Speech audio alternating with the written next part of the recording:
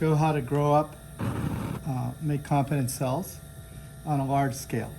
So I'm gonna actually inoculate an entire bottle, 400 milliliters of LB Miller broth. So I open it up near the flame. I have been growing a culture of XL1 blue cells. So there's a lot of cells in here. And I'm going to take this top off.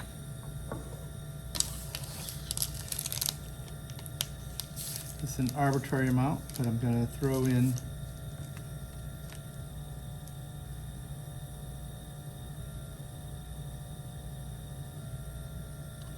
four milliliters of cells. And I'm inoculating the entire mixture.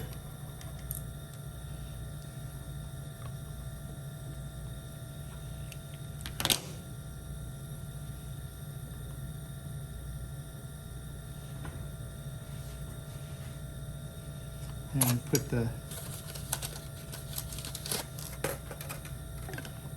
cap back on, but not, and then loosen a little bit so air can get in here, and then I'm gonna put this on the shaker. So here I have the bottle in the shaker. I'm making sure that the cap is loose but not too loose. I don't want it to come off.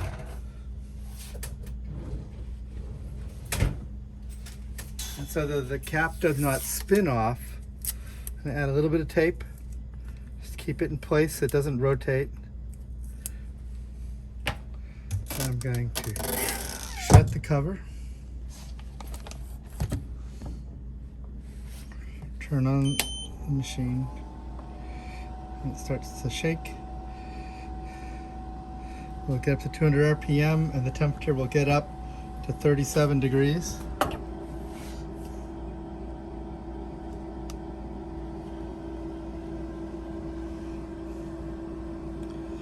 So RPM at 200.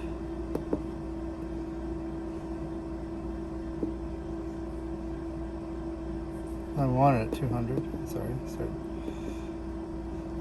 It's not set for specific time, and this will go up to 37 degrees.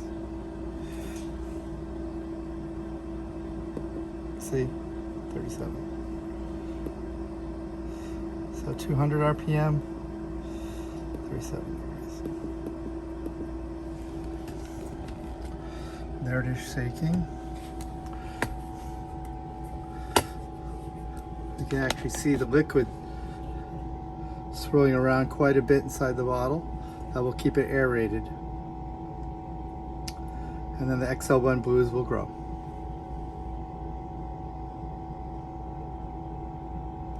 So I shook the flask for 8 hours. You can see now that it's very turbid because of all the bacteria that are in it. And then I'm cooling it on ice, trying to get everything cool. I'm going to be transferring it to these tubes over here. And I have a sterile field still because of the Bunsen burner. And I have a centrifuge that's refrigerated that's spinning and cooling down as we speak. So let me, because this is over 400 milliliters, and I'm going to divide it up between 6 tubes. So it's going to take multiple times. So if I put even 40 milliliters per tube, 6 times 40 is 200, and then was 240, and so I'll probably have to do it. Actually, if I have 400, it's not divisible by 6. So I'll be doing this a couple times for each tube. Put the caps down.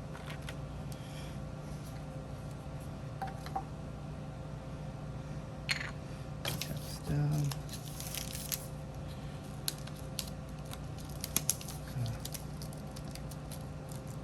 Sterile pipette here.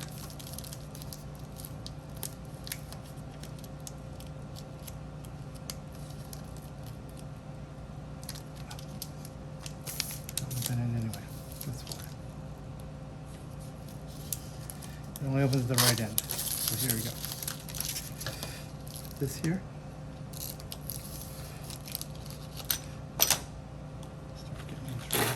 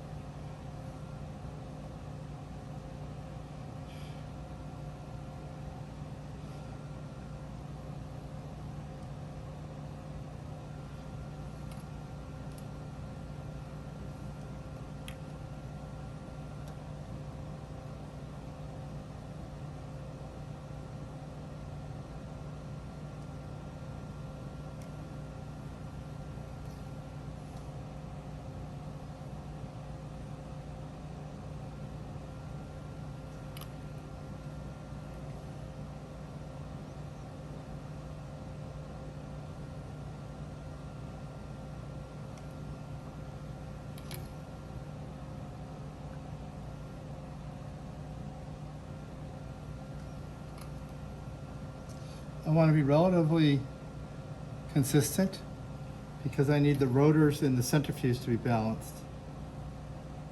So I'm going to put the same amount of liquid in each of the tubes so that they'll weigh roughly the same.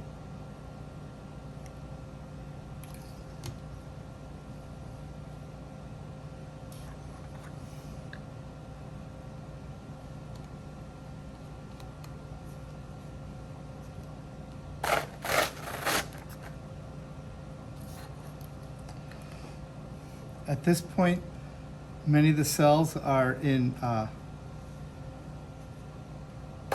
actively growing, and by cooling them down, it slows down that division, and it preserves them.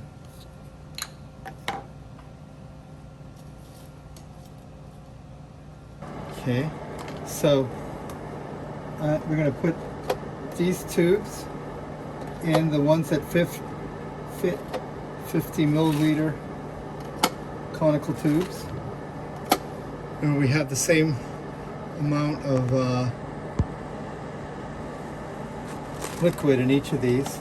So these two rotors, which are opposite each other, are balanced.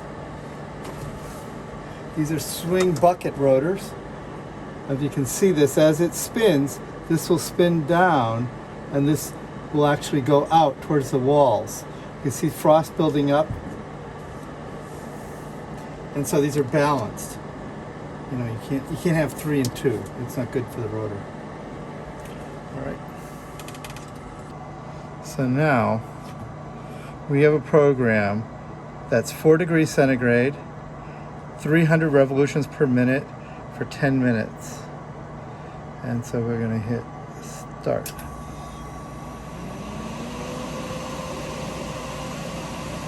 We'll see it's 11 degrees. It heats up a little when it starts, but it should cool. When we see the RPM going up fast, you can hear it humming the whole machine a little bit.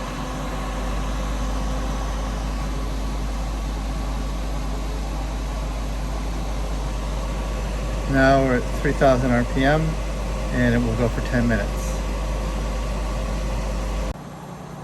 So here the spin is over. We hit the open. It opens up. And you see now it's clear with a pellet at the bottom. And that's what we're after. And these are going to get put on ice.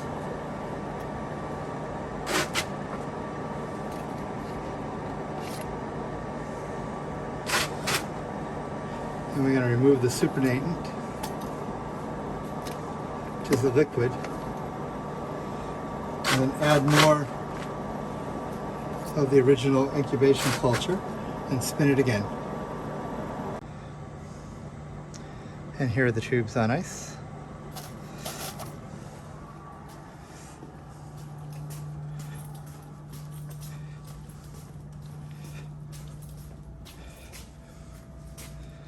Let me move it over to the sterile region. remove some supernatant. At this point, we have taken all the LB broth that had XL1 blue cells growing in it, and we transferred them a second time and spun them for another 10 minutes at 4 degrees. And then we removed the supernatant as done, and we see this pellet. Now these pellets are going to be suspended in 0.1 molar magnesium sulfate. And now it normally says per pellet, you'd resuspend them in 1/3 the original volume. So if the original volume is 30 milliliters, then you would resuspend it in 10 milliliters. The main thing is that the cells need to come into contact with magnesium sulfate. It starts changing the charge on the surface of the cells. Now we have 6 tubes here, and I'd like to start consolidating them. Eventually I want them into one tube. So I'm going to pick 2 tubes, because remember I need to spin these in the rotor, and they need to be balanced. So you always have to at least have pairs.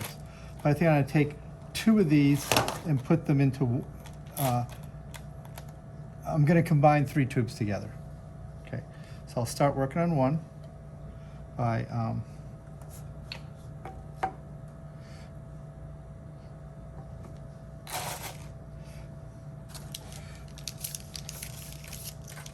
I'm going to be using 2 pipettes, serological pipettes.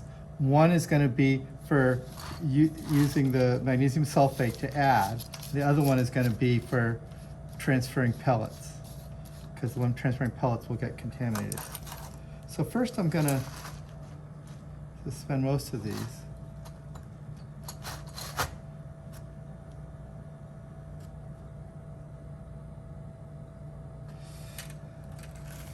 Into 5 milliliters of magnesium sulfate.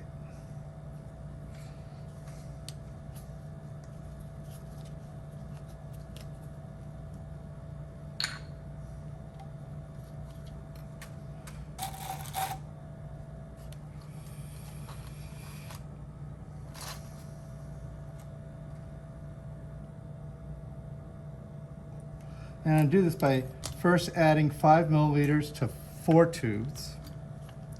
And I suspend those pellets into 5 milliliters. And then I'm going to transfer 2 of them to 1, make a 2-to-1 ratio tube. Because in the end, they're all going to be in the same place. It doesn't really matter the order or which tubes I choose.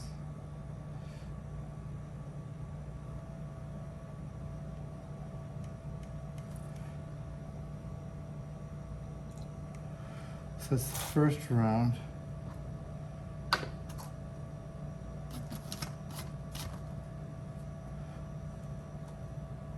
And so I'm going to pipette these up and down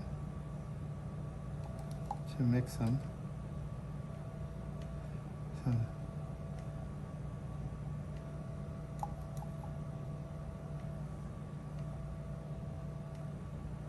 The reason I'm only doing 5, eventually I'm going to do 2 more washes of 5. And so for the final pellet, there'll be 30 milliliters in a tube.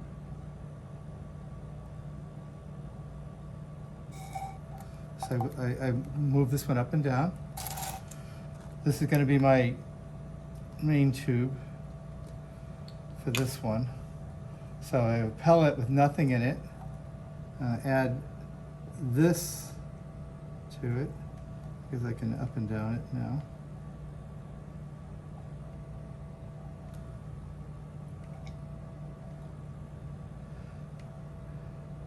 This sulfite also washes off all the media, which is not necessary anymore. So this is the second one for that. I'm going to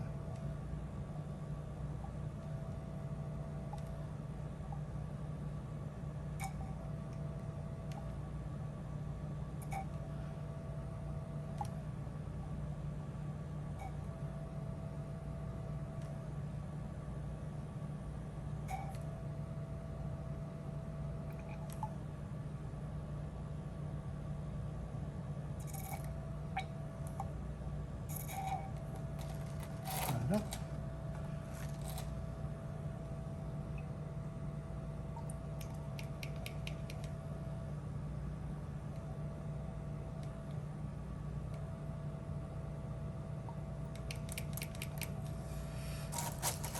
So this is my medium. I'm actually going to store it while I pick up a clean one in a sterile tube.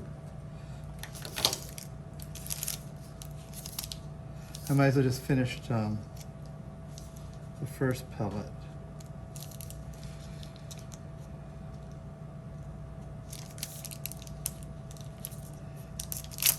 Okay.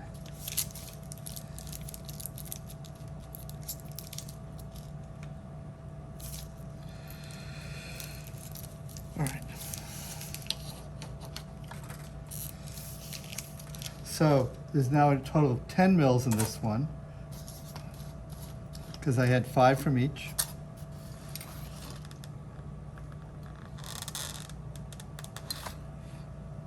Here are the tubes. Had the original pellets. I'm gonna put another 5 in here.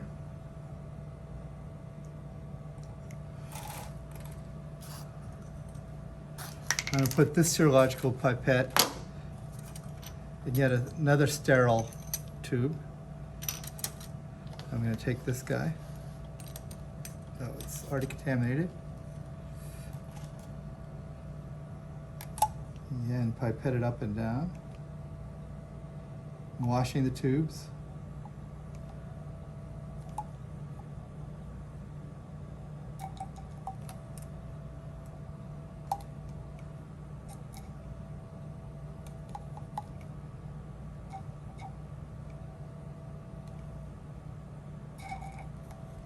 It's still quite turbid. Adding it. I'll do the other one.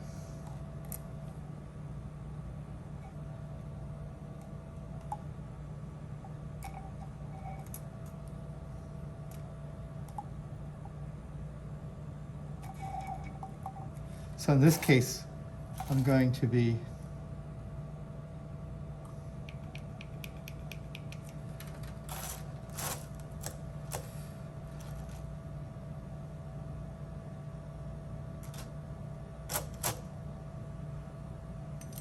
one last wash.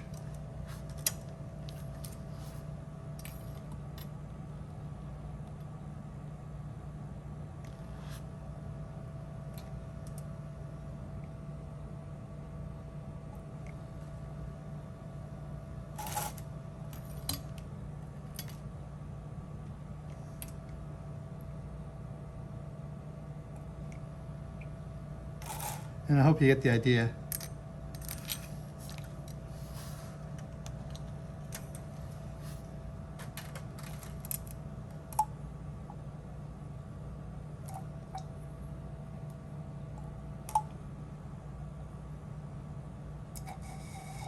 So done with this one.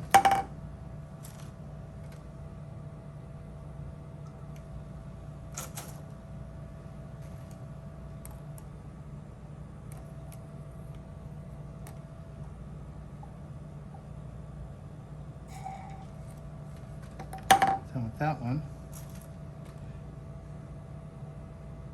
And now I have a tube with 30, and I'm gonna pet up and down to make sure all the cells are broken up and able to be washed. They should be by now. This is more to make sure about the original pellet in here.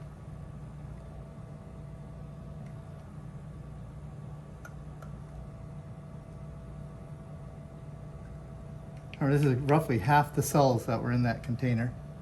Okay.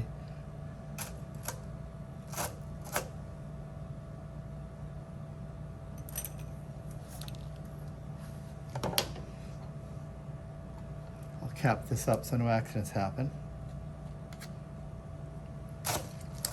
And then I'll put these two into here. Do the same process. All right, so we had the pellets that were resuspended in 0.1 molar magnesium sulfate. And we consolidated them into 2 tubes, and then we spun them again. And here we now have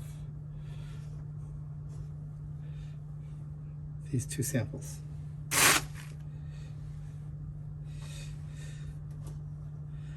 And we're going to be done with this.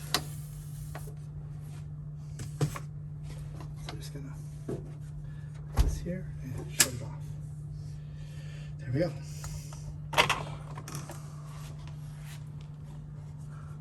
Let's take these back to our station.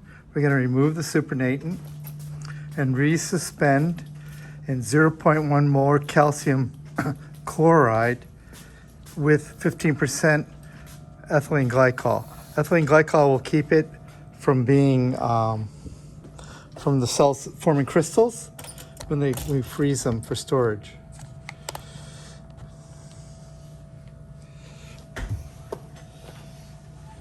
So I already have 2 new pipettes here. Going to be a similar thing from the past. We're going to be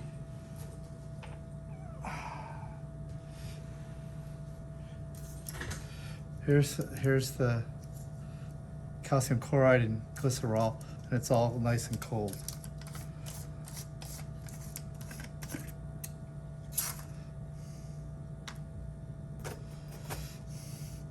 So, well, actually, sorry, first I remove this. So.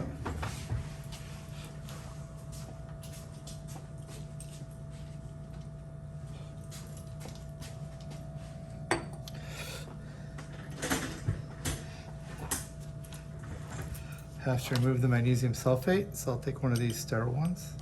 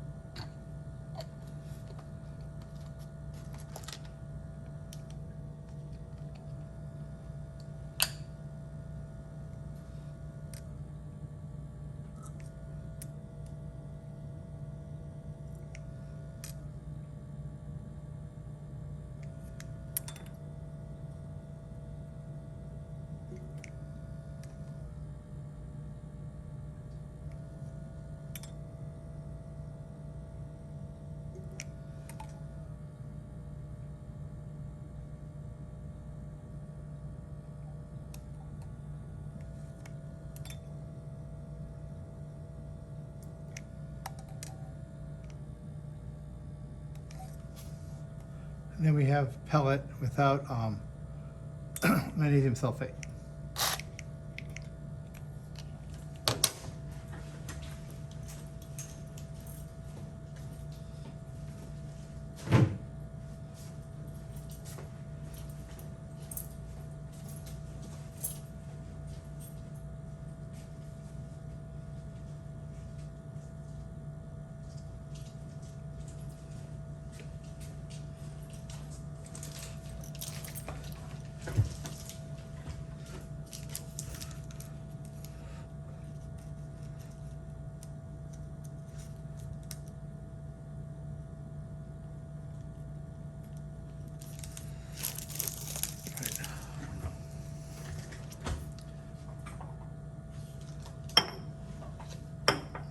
So now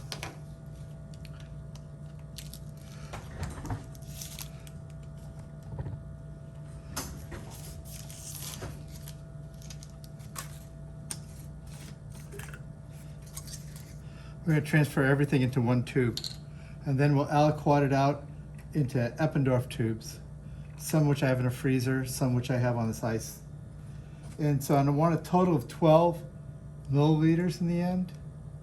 These tubes do hold 50. So I'm going to do 4 times 3 to rinse this pellet into this one.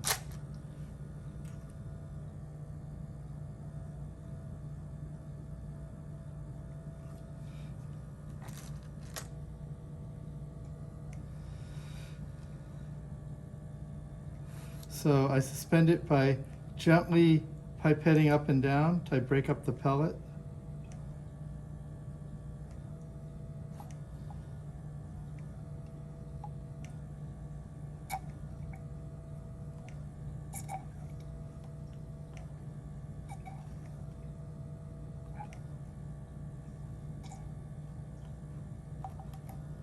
There's still some in there, but I'm moving it over to this one.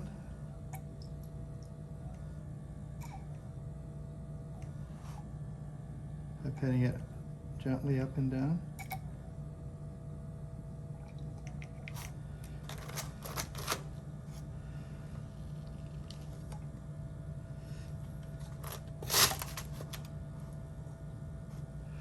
This is a clean one. Check another 3 mils.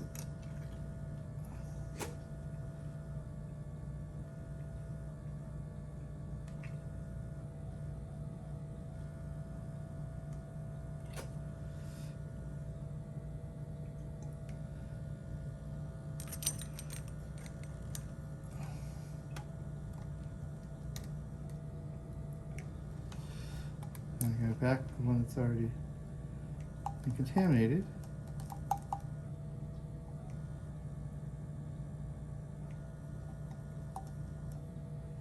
One I'm already using for this purpose.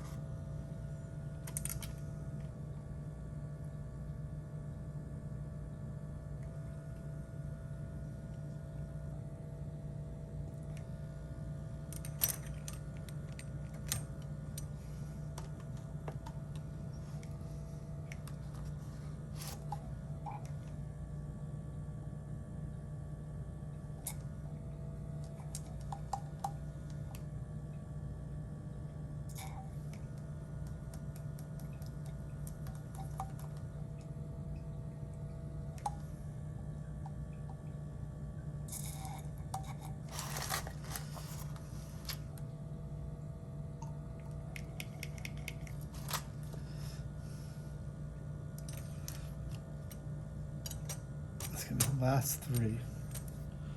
So I don't want to leave the other one in the medium itself. I want a little bit cleaner. Okay.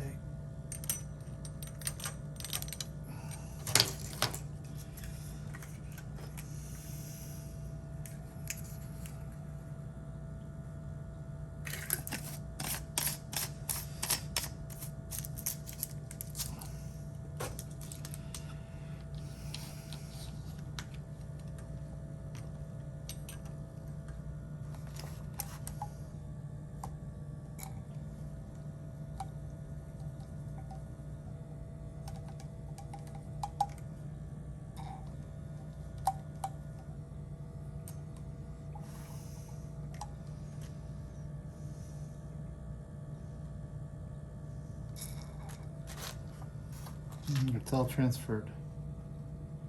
And I'm going to do one homogenization to make sure that this is equally distributed, so then all the aliquots will be equal, so that if one works, they all work. All should work. Of course, if one fails, then that's going to be a problem. But they should be tested each batch needs to be standardized and made sure it does its job. And what is happening here is I draw up the suspension through the point of the pipette that breaks it up and homogenizes it.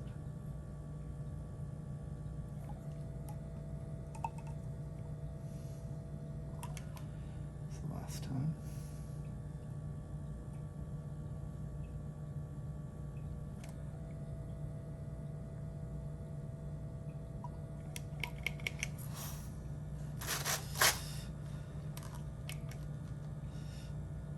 And there we have 12 milliliters of competent XL1 blue cells, which will now be aliquoted 120 microliters per cold Eppendorf tube, which can then be used for the experiments in the lab. For aliquoting, I'm going to take a P200 and I'm having it set to 120. So that's 120 microliters. I'm going to use a yellow pipette tip. And I'm going to be taking it from here and I'm putting it in an Eppendorf tube, which I've simply marked. They're all going to go in the same box, but they're pre-marked. So I'll know what they are and what batch.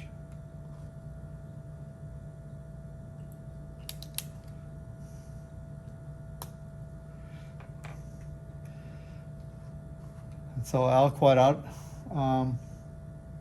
close to 100 of these for use in the lab. And that's how we do this. This is how we prepare competent cells for use in the microbiology lab.